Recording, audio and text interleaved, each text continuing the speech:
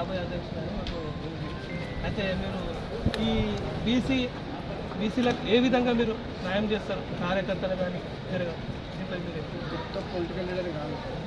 25 సంవత్సరాలుగా అన్ని వర్గాల ప్రజలకు నాయకత్వం వహించారు.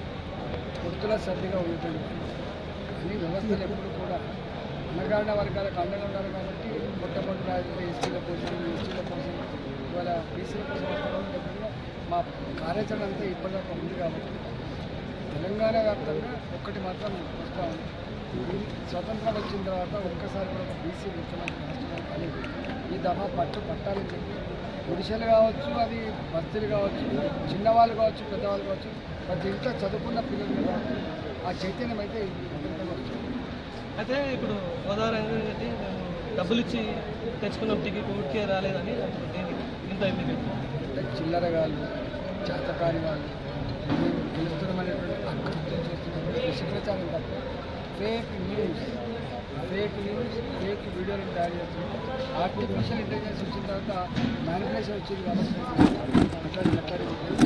భారతీయ జనతా పార్టీ పరంగా చేసుకోవడం వాళ్ళని తప్పకుండా ఎక్కడో కూడా చేపిస్తే పట్టుకోవాలి.